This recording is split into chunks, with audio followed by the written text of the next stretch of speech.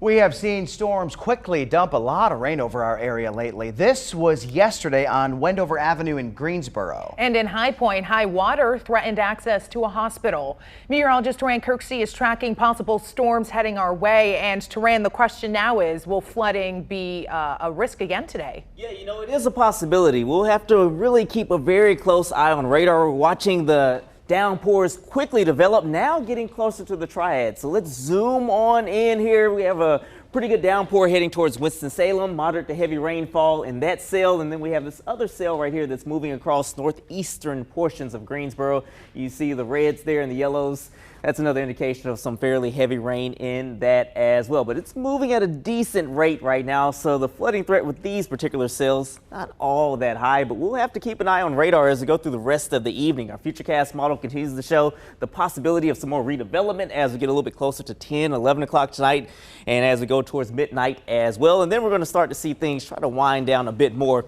as we approach early tomorrow morning. The cloud cover will increase late tonight. We'll see the chance of just spotty light showers as you head out and about in the morning. In the meantime, temperatures still very warm out the door right now. Greensboro, Winston-Salem, High Point temperatures in the upper 80s to low 90s. We have a bit of a cool down on the way for tomorrow.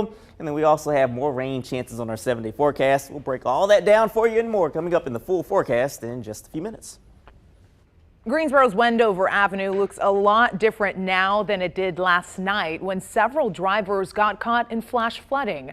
WFMY News 2's Marissa Tancino spoke with city and state transportation officials about the area and why it saw such bad flooding last night.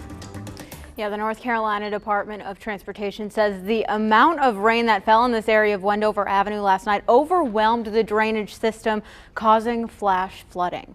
This morning, dirt and debris are all that remained after the water receded. I spoke with one driver who was on the road during the flooding. Margaret Johnson says she was on her way to dinner with her kids when they had to take an alternate route because she wasn't taking the chance trying to get through.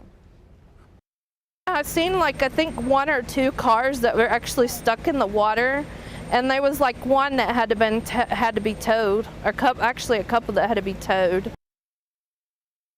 I asked NCDOT who will clean the debris left behind. NCDOT says while they own the road, the city of Greensboro maintains this section of Wendover through a municipal agreement. So NCDOT will contact the city and ask them to check the drains.